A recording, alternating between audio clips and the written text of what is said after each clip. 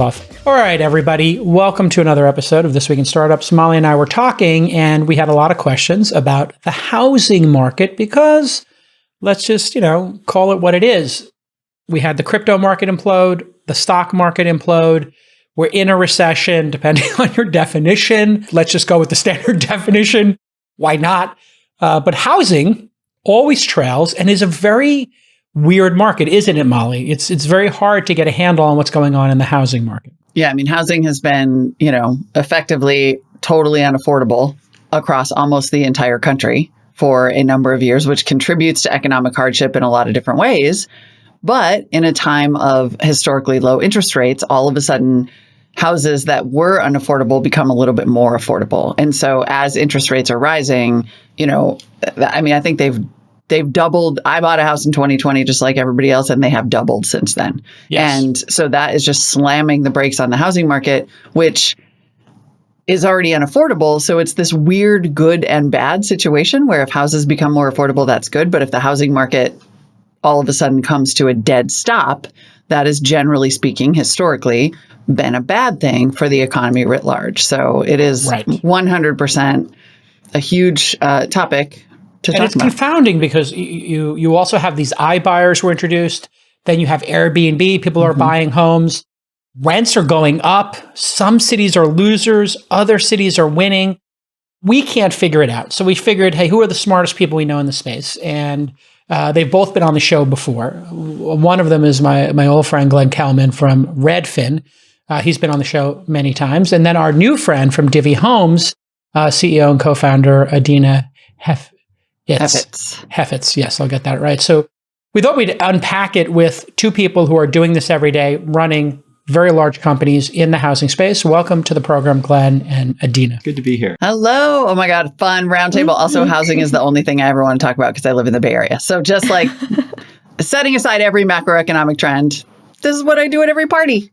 Adina and Glenn, do you know each other? Have you met before this? Obviously, you're aware of each other's companies, but have you met before this? Glenn has been kind enough to be an informal mentor and advisor to me. So I tell Glenn all of my problems and he gives me founder therapy. So yes, we've gotten to know each other and I'm extremely thankful for all of his guidance.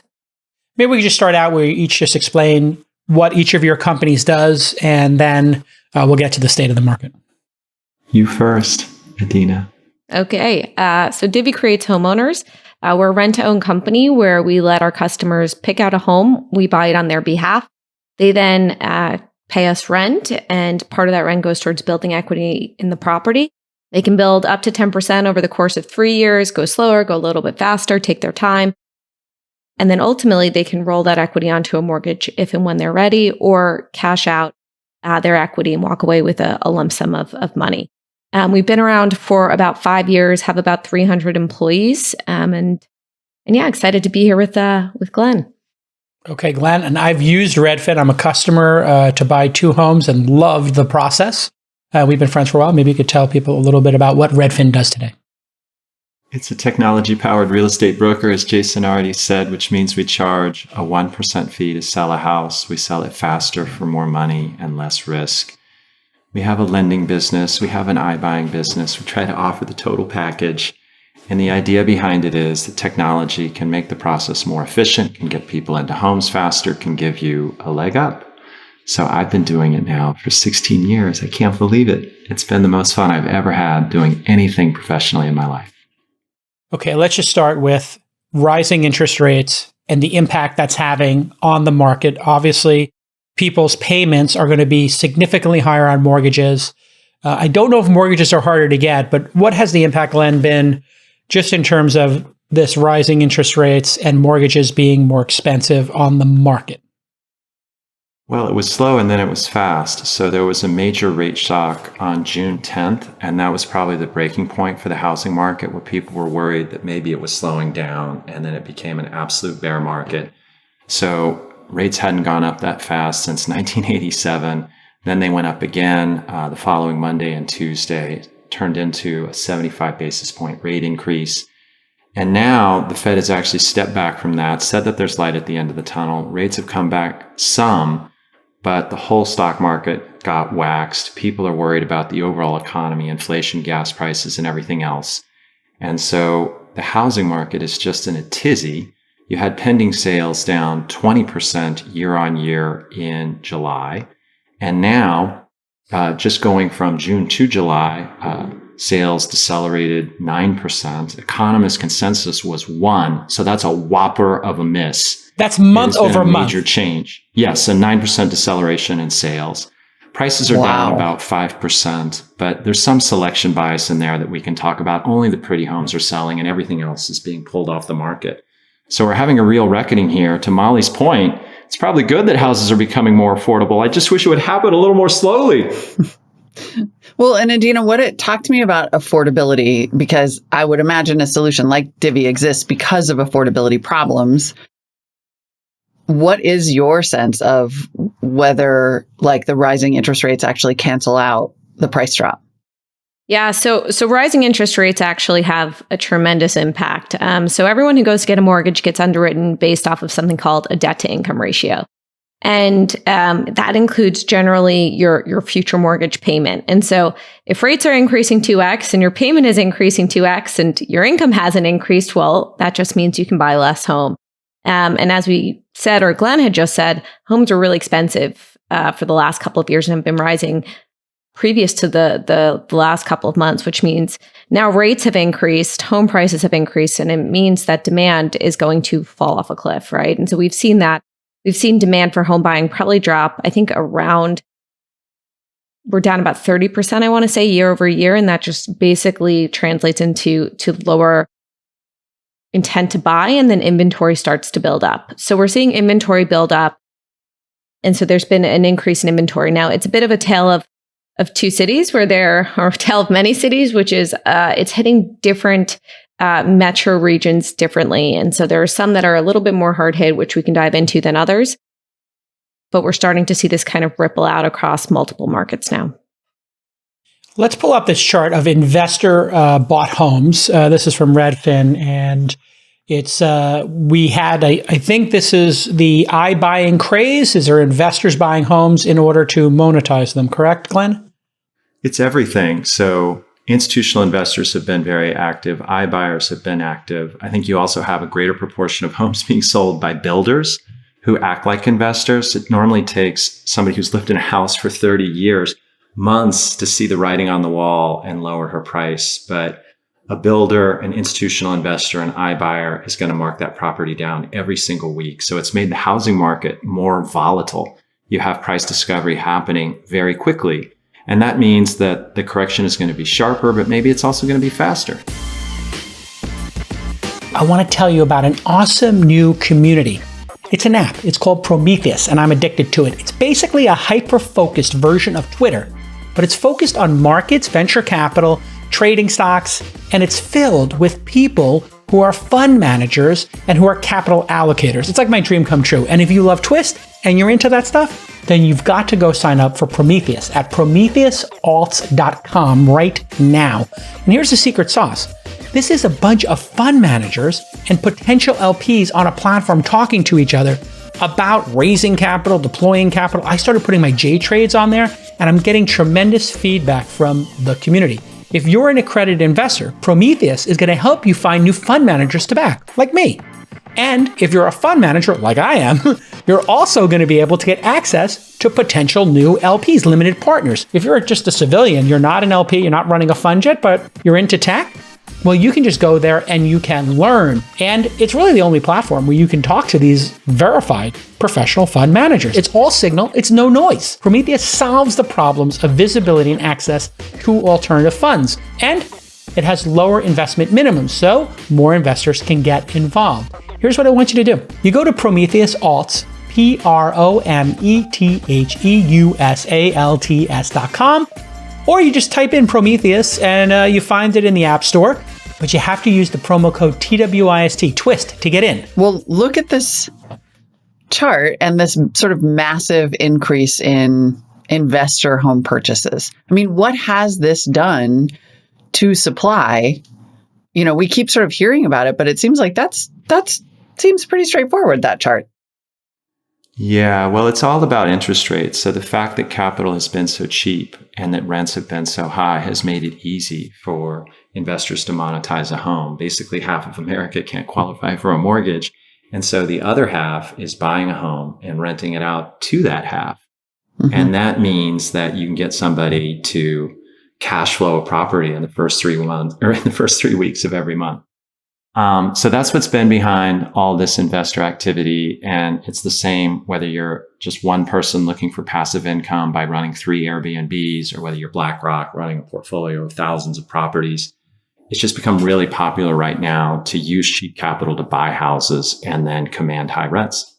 Yeah. And I would jump in and just say that, we've had for landlords, whether that's Invitation Homes, American Homes for Rent, any of the big buyers, single family rental companies, they've had record low vacancy rates, right? So they're 98% occupied, some of them even slightly higher than that. And so as a result of that, right, you have a ton of demand, you go out and you start to purchase inventory. Now, they were purchasing up to a certain point, at which point now interest rates have risen. We're going to expect that home prices are going to decline. So we've seen investors pause home buying overall in certain markets. So like Phoenix, I think most of the single family rental companies have paused buying. Denver, definitely Austin, Boise, some of those areas. And they're waiting. They're waiting for home prices to drop, because as home prices drop and homes become less affordable, people need to live somewhere. Right? If you're not buying, then you're going to need to be somewhere. So you're going to start to rent. That increases demand for rentals at a time when home prices are now cheaper, which ultimately means that returns are going to increase, right? Rent is increasing. Home prices are decreasing. Overall, that's a better return on your yield. And we're starting to see this, but I don't think it's fully trickled through. And I guess I say I don't think it's fully trickled through because rent also is quite a bit delayed. And I can go into that if interesting. Well, but let me just summarize quickly, because it sounds like what you're saying is that investors have been buying when interest rates are low.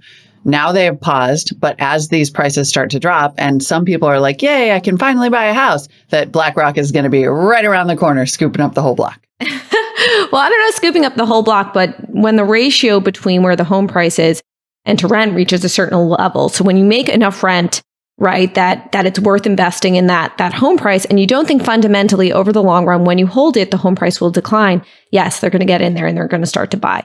Now, inventory levels are starting.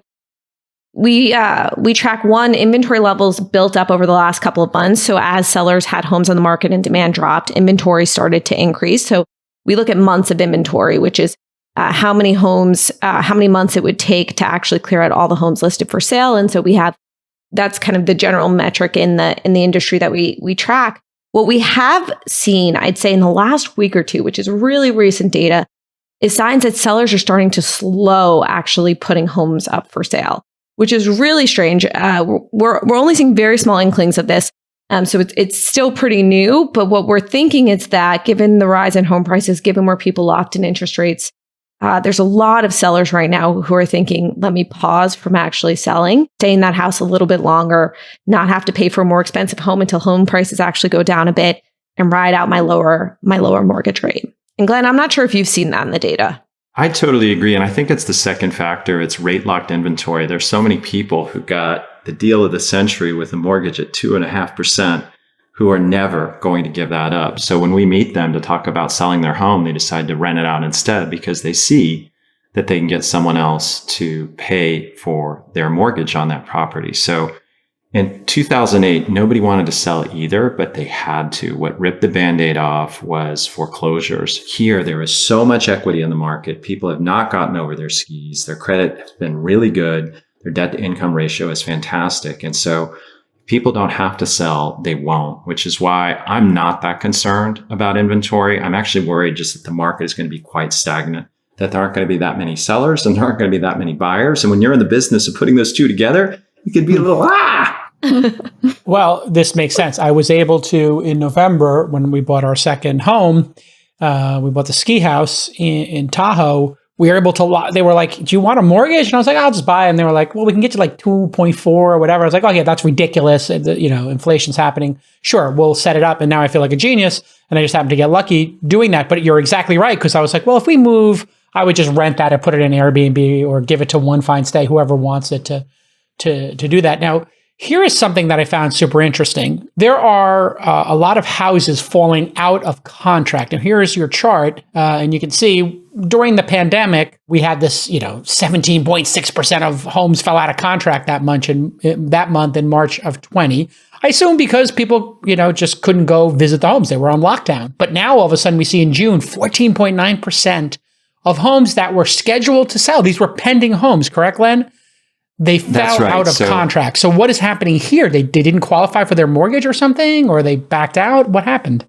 Well, if you agreed in May to buy a house and then the prices dropped in June or July, if there's a way out, people are going to find it. So they may wait for that property to go right back on the market and buy again, just at a lower price. Adina mentioned Salt Lake City, Boise, Denver. Over half the listings there have had a price reduction. And in Boise, I think it's 62%.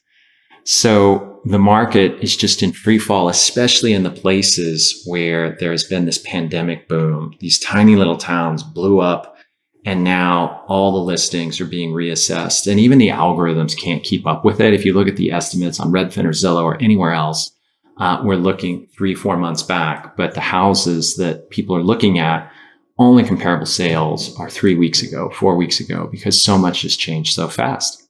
Glenn, can I ask you for this chart, which I'm not sure actually the data on it, how much of it is due, do you think, to home prices starting to fall in those areas versus how much is actually due to mortgage rates increasing? And now when you go to lock your mortgage, you're now paying way more than you had thought you were going to. I think it's mostly that prices have fallen and people are wondering, what am I doing? In some cases, people have lost their jobs or their down payment got nuked in the stock market.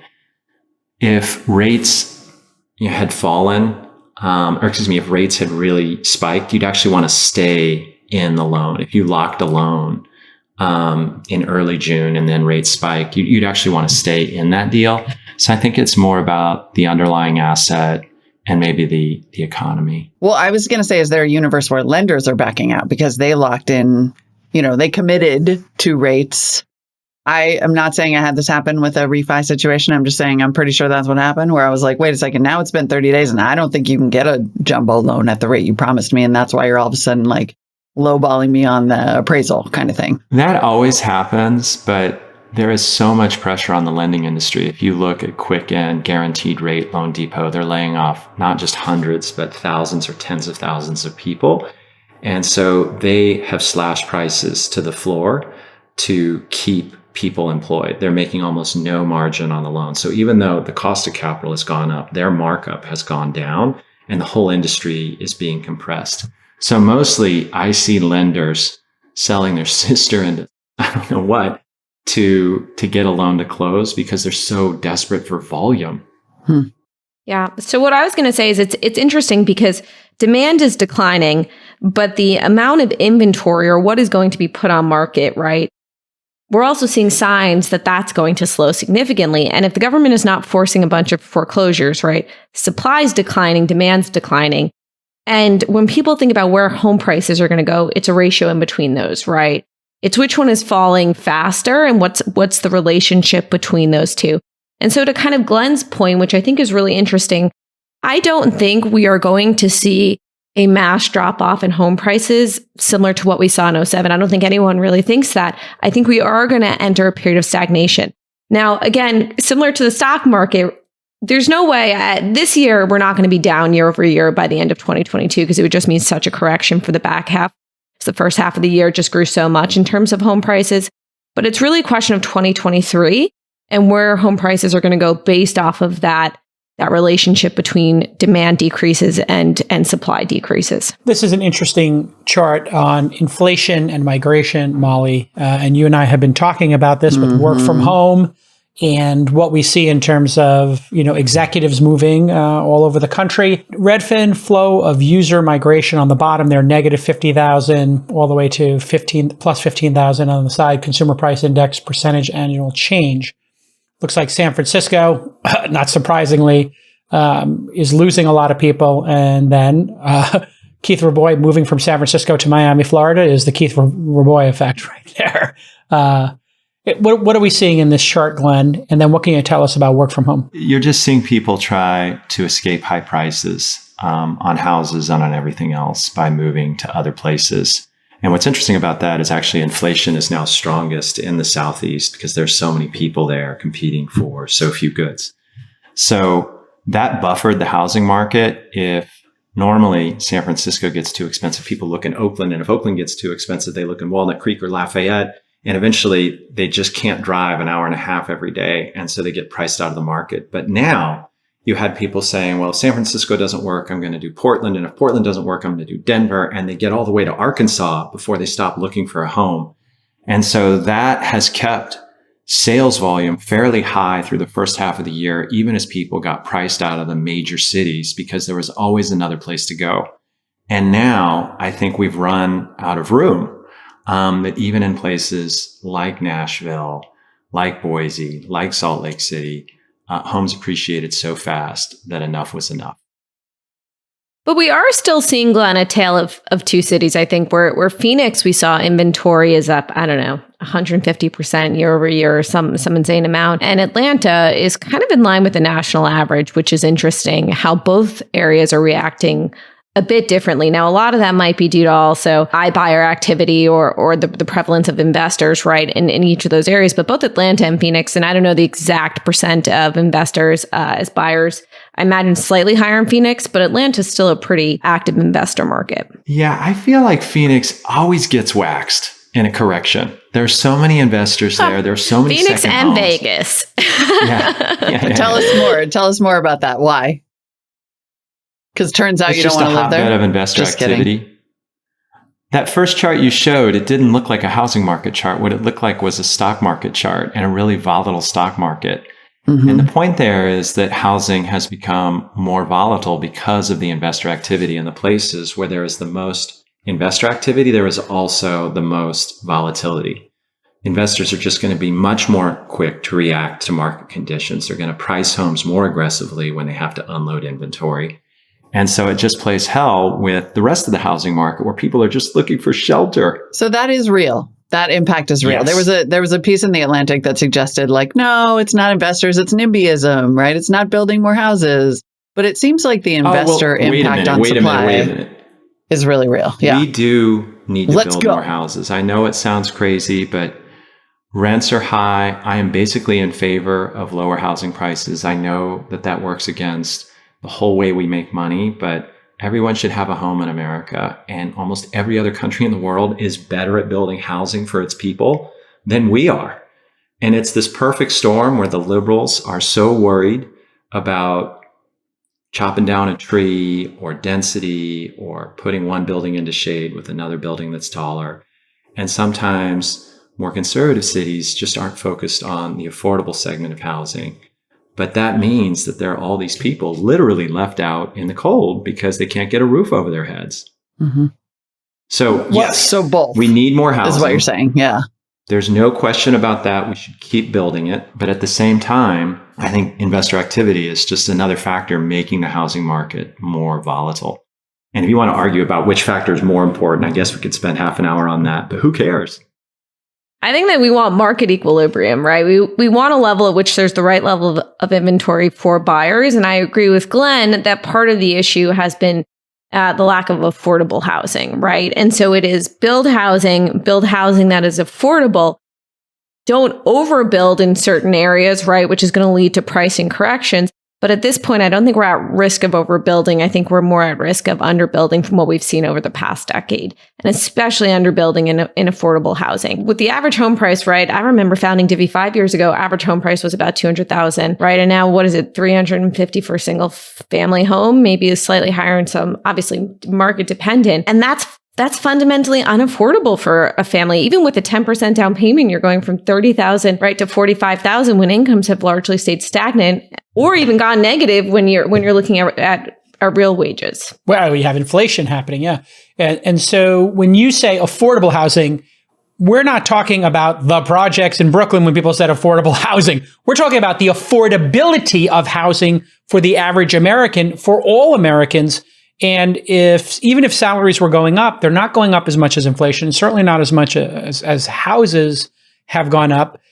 are there markets where people are really getting new housing starts happening and new inventory coming on the market? And then what is this stagnation? If we're going to have like a frozen market, what does that do to home builders? Because it seems like the builders were also the iBuyers kind of, and they're making this huge profit on that. Are they now going to have the inability to make more homes because they can't afford to get loans? What's going to happen in terms of new inventory, which I think I keep reading the number 7 million. I don't know if that number is accurate or how they come up with 7 million more homes are needed.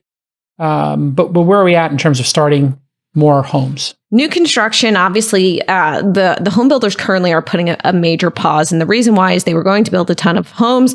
Home prices are now, they're nervous, slightly going to be correcting. And so they're pausing some of it. But that doesn't mean that homes take years to build, right? They don't get built overnight. And then the lack of supply, right? The lack of labor has all led to homes being delayed from actually entering the market. So a lot of what we look at is not homes that are completed from new home builders, but homes that are going to be completed. And when are they going to be completed? And how much inventory is going to start to increase there? And so home builders seeing this trend, seeing where mortgages are going, are saying, hey, we have enough inventory that's coming online.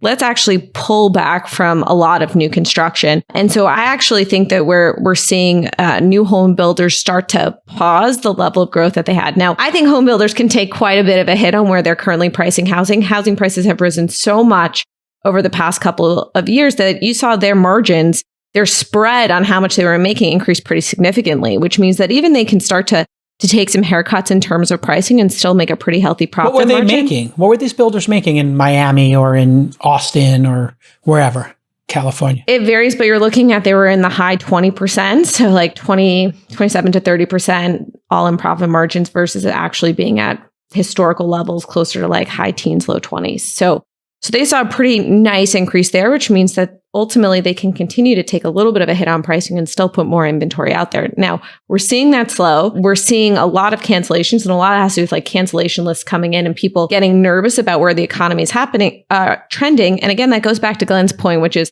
the bigger fear is stagnation, a lack of transactions, a lack of access to capital to have transactions, more than it is, I think, a real worry about home prices dropping off a cliff. I was just going to say that the red states are doing better than the blue states at building houses. I think it's obviously part of the progressive agenda to make housing affordable, but market-driven solutions so far have worked much better. I think we talked on the last show about Minneapolis versus Atlanta. Minneapolis has really tried to zone its way into dense housing, and a place like Atlanta or Nashville has just said, build, baby, build. And that has led to more affordable housing. So I know we want communities where people can walk, where not everyone's driving half an hour just to get groceries. So I am an urbanist. I want density. But I think letting people build wherever they want has made housing more affordable. As painful as it is for me to concede that, the market-driven solution is working much better. Let's kind of keep going on this geography trend because, as we alluded to there, it sounds like there are markets where it's just sort of investment making everything weird. But there are markets that really did benefit from this like migration, the work from home migration. Who, in your mind, what are the cities that are going to be like winners and losers in for example, a stagnation situation or maybe even an overbuilding? Be specific about the Southeast. Is that like just Florida? Is it Arkansas? It's what do you mean? It's Florida, it's Georgia, it's the Carolinas, it's even Arkansas, and definitely Texas. I used to feel that the future happened first in California. That's why I lived there for most of my professional life. And now it is definitely Texas. You go to that state and people got the swagger. Almost everyone is from somewhere else in exactly the way that California used to have that immigrant energy. People came there to build a technology company, to make a new future. That is happening in Texas. And so it may change the politics of those states. They may become more mixed. But definitely it's the Sun Belt. Yeah, we're seeing within the Sun Belt, bidding environment is still quite competitive.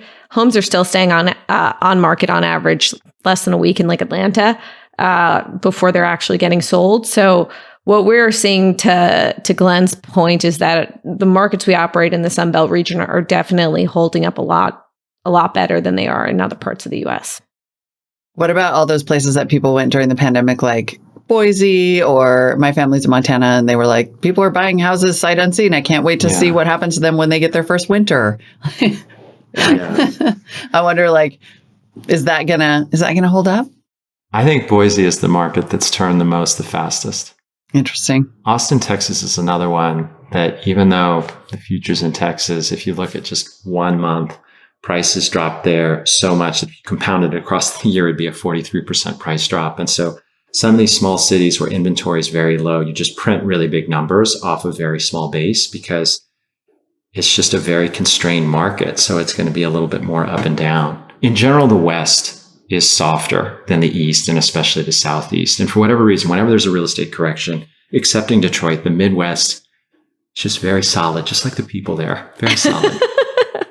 Not big. Well, I mean, it's very interesting. I was the one destination we are still considering is moving to Austin.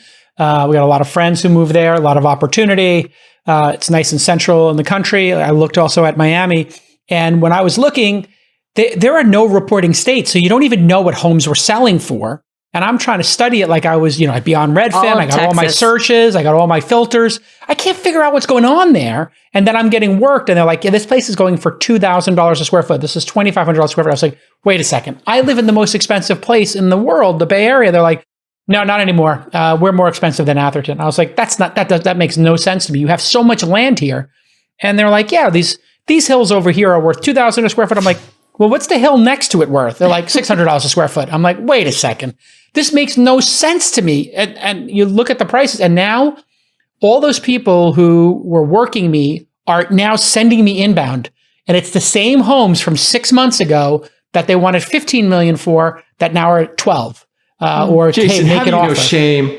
It's like Vera's telling a bunch of people on YouTube that you're buying a $15 million house. I was going to say, you already Jason, mentioned this the ski is house, and now we're on to the $15 million Austin. I'm not Hills saying I was going to house. buy it. Those are the ones they were offering me. But, I'm looking for like. But they don't offer it to you unless you're interested in it. All right, fair enough. But I was like, this isn't a river. This is a muddy creek. And they're like, yeah, it's waterfront. I'm like, on a muddy creek, you can't get $3,000 a square foot for this. Are you crazy? It's just like startup more valuations. than Manhattan. It got a little crazy, but it's definitely correcting there. And they have so much land. The amount of land they have there is nuts. I was looking at Bastrop. I knew some people going over there. Like, you drive 30 minutes outside of Austin, downtown Austin, and things are super cheap. And there are so many large acreage places. And my friends who have bought there are like, yeah, you go, and they're like, we asked them what we can build. And they're like, on your land? And they're like, yeah, can I build this? They're like, well, it's your land. I don't see why not. And they're like, well, I would like to build a place for people to rent for Airbnb on this side, and then my home. And then I want to put an event space over here. Describing your compound.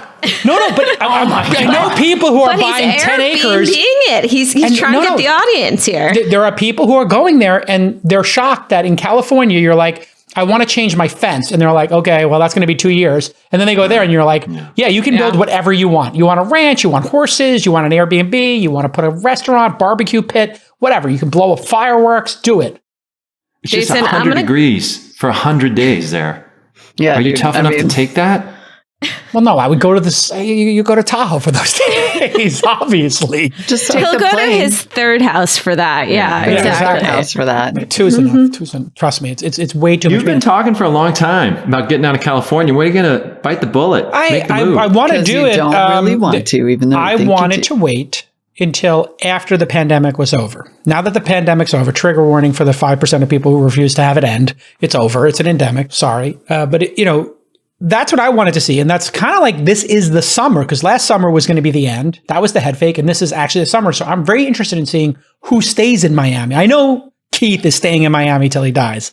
I'm wondering, my friends who went to Austin, a number of them are coming back to LA or California or other places. So I do think there's going to be some boomerangs, but I think the tax situation and the affordability situation, even for somebody of my means, is a problem. I look at it and I'm like, it's very hard to live in an area like the Bay Area. It's way too expensive. It's just annoying how expensive it is. And I would like to be a place that's got a better attitude. That's the other thing for me, is I want a place that's more hopeful. The Bay Area does not feel hopeful and, interesting to me. Like you were saying, Glenn, that you go there and it has swagger. Like the Bay Area is like anxious and hand-wringing all the time. And it's not a cool vibe swagger. anymore. I'm just trying to picture the first Greek cowboy on his horse. I'm going to. Are you kidding me? I can make it work anywhere. Anywhere I go, I can make it work. It's not a problem. I lived in New York, LA, and the Bay Area. I can make it work anywhere. What about rents? This is a key thing, Adina, that people are talking about. I thought rents would come down. Okay, the market's coming down, and now rents. Everybody's telling me rents are going up. I don't understand. Explain to me why rent is going up. Well, when people can't get a mortgage and they need some place to live, they head towards rentals. And there's not very much supply. And there's not a ton of supply of rentals, and vacancies are at all-time lows, so you can start to raise pricing.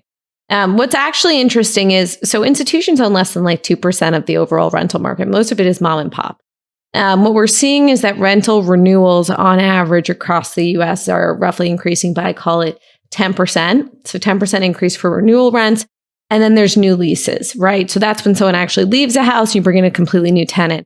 That we're actually seeing, and it varies anywhere from 15 to 20% increase in what you were able to charge versus what you were previously charging. Now, again, home prices have also increased 20%. You know, the landlord's cost of capital rates are also increasing. And so you need to also charge more and get more from the market because you need to be able to cover these higher costs now. Right. So the costs for landlords have increased, at least in the last couple of months, pretty significantly. As a result, they have more demand, they have lower vacancy, and they can actually increase rents and charge more. I think this is actually going to persist for a while. And I think that what you're going to see is the average rent step up is now being blended between renewals and new leases. And I actually think you're going to see an even larger step up as more people turn over and there are new tenants that come into homes. Give Don't us you a sense think, though, of that go ahead. a bunch of new inventory's coming online, Adina? Pressure's going to ease on rent. But when you're saying a bunch of new inventory for renters, I mean, maybe it's the case, but then those two things don't go with what you said before, right? If people, right, if demand isn't going to increase, right, you need to move from one house to the other, even if you're going to rent out your former home, right, which would then drive up slightly demand on one side, right? Something will give on one side or the other, but you're not going to move and not have a house, right? I just think it's more multifamily, that the big apartment buildings are going up at a higher rate.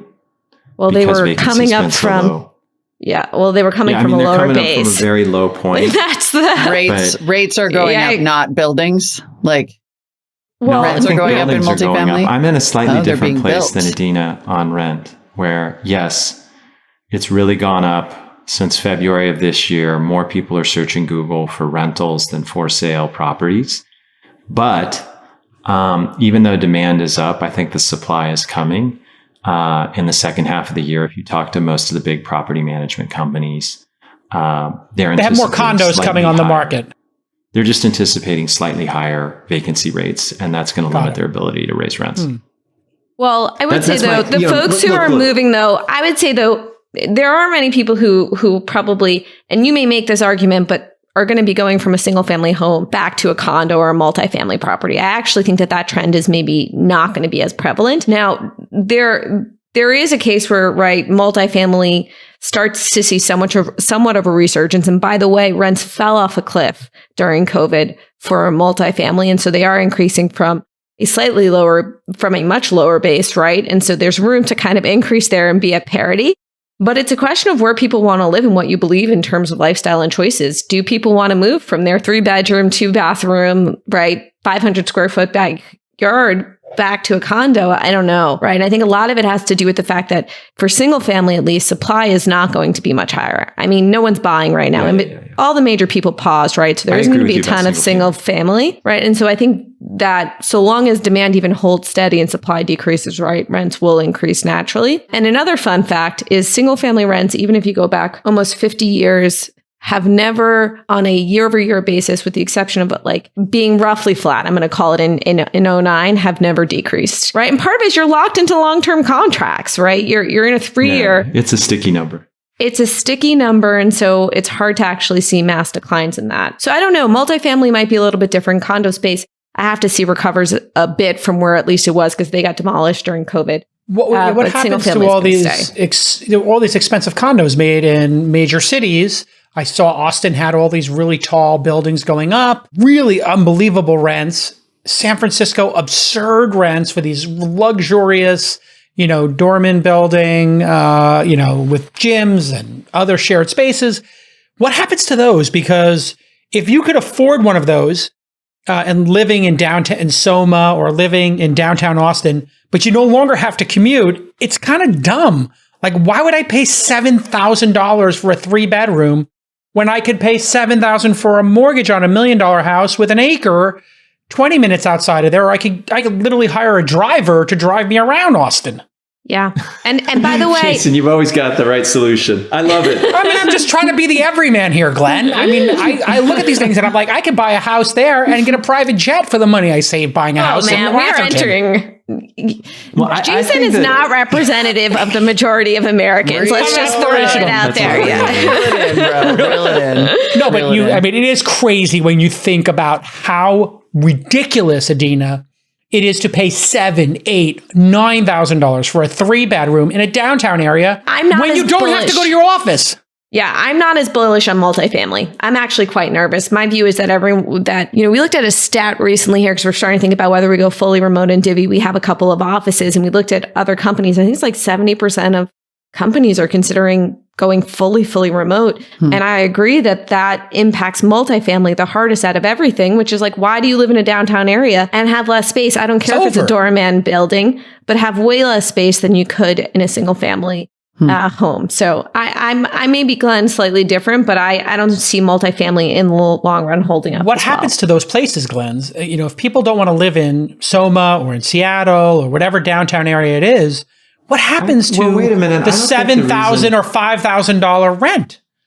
One reason is the commute. I understand that. Yeah. I just think there might be a second factor, which is there's this huge millennial generation that's come of home buying age. So nobody wanted to live out in the burbs. It was just the most uncool place in the world, sort of mocked in all these movies about growing up. Because it was just hip to be in New York. It was hip to be in LA. It was hip to be in San Francisco. You could go party with your friends. And now all the people who were doing that in their 20s are having a baby, getting married, moving out to the burbs. But every time we think the city's down for the count, it comes back. I think it's going to go through a really tough cycle. We don't know what to do with all the commercial space. You can't convert it into residential. You might as well Why just not? demolish Why it. can't you convert it? I know. It's I mean, more that's just expensive. appalling You to really think about should. demolishing it. Just take some TNT and do this God, and come on. rebuild. That's Hey, so why? wasteful. I mean, I lived in a commercial loft when I was in Manhattan. I lived in the Starrett Lehigh building illegally. It's 2,000 square feet. I paid $9 a year for it. Do you I want got to some go to a guys from. bathroom with 10 urinals? I literally went to a Home Depot. I hired 3 guys in the parking lot to build me an illegal bathroom. I mean, I converted it. It took me a That you're weekend. not the everyman, dude. That's intensely weird. Okay, but my point is, why can't you convert it? Is this a lack? We converted the entire Wall Street buildings. I think what to Glenn is saying is housing. you can convert it, but the cost of converting it is not worth the rental stream that you're going to get for having your tin bathroom, and it might as well just knock it down and rebuild as a residential. So the ROI isn't particularly strong, I think, is what Glenn is saying, to actually make that conversion versus just starting over and rebuilding. I'm There are people about who to have tried, propose and they a regret whole. it. Except for Go ahead, you. Molly. Propose it. Well, Molly. I mean, there should be Let's frankly, there should be a climate related subsidy for doing that instead of knocking it down and building it again. And that would be great. I just sort of want to ask generally, like, it seems like all of the trends that we're talking about are corrections in progress, right? The cure for high prices is high prices. Rental prices will get so high that if housing prices come down, people will buy houses instead. Houses in the suburbs will become so expensive that all of a sudden we may, like, I'm listening to you guys and I'm like about to go buy an investment condo, which I'm not going to because I'm not Jason, but maybe Jason wants to buy one, because it feels like you're describing cycles that are going to come right back around again. Somebody's going to be like, the suburbs are so expensive. And you know, it's kind of fun living right by my friends and not taking care of my yard. Well, housing does tend to boomerang quite a bit. So, yeah, I mean, I have no doubt that things are going to come in cycles. I would say right now, my view is similar to Glenn's. We are going to be in a period of stagnation in terms of number of transactions. I don't see single family housing prices, I don't see as declining tremendously. So I think those will stay roughly stable. Rents will continue to increase. And if you want to get an investment property and you don't have to pay a 6% 30-year fixed rate mortgage, which I think they're down to 5.3% now, then maybe it's interesting for you. Yeah, it's my message to young people. Go find a retail space, rent it, and make it into the front is like your architecture office, and then just live in the back. That's what we were all doing in New York. And do it in Texas where you don't need any permitting. That's just do it illegally. Message. This is Jake Howell's best advice, is just do it illegally.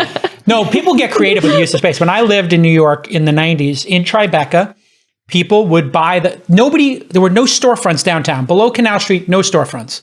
Therefore, people started taking the storefronts and they would put I knew a guy who was an architect. He's like, "What's my architecture office?" And then he'd have us over for dinner. It was literally the first 300 square feet was like 3 desks. And then behind it was his 2,000 square foot apartment when he lived in the back of the storefront. It's a lack of creativity. I think when you look at what happened in Manhattan, we took all the factory buildings, the garment buildings, we turned them into super dope lofts. And then we turned all of the financial district into what was at the time in Manhattan, the financial district was super cheap. That was like the cheap rent because nobody wanted to live down there because there were no restaurants, and now it's turned into like a hip area.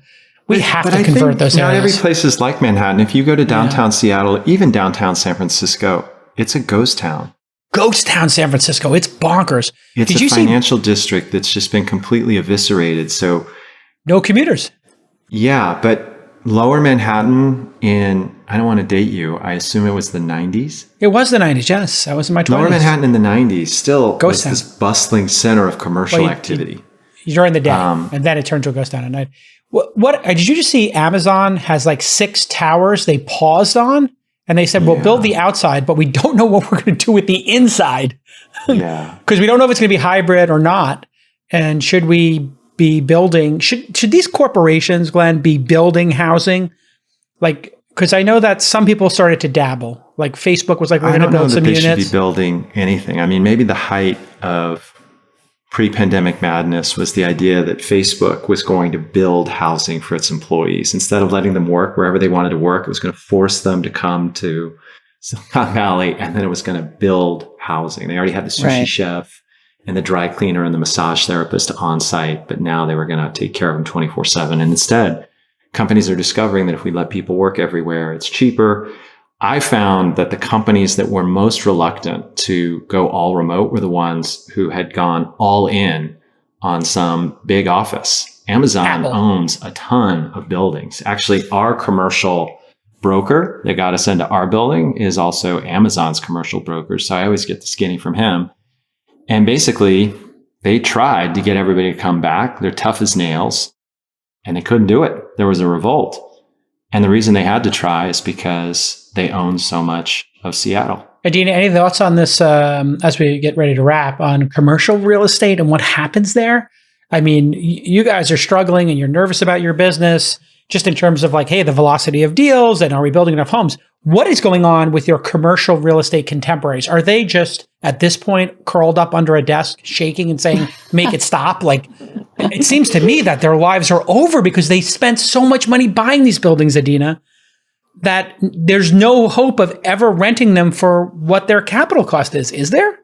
So, Jason, first of all, correction, Divvy makes money off of rent and not transactions. Yes. So Sorry. I'm riding a good wave over here. But in terms of my colleagues on the commercial side, I think it is a pretty scary place to be. I think that you saw rents decline, vacancies increase during the last 3 years when you had the exact opposite impact on single family.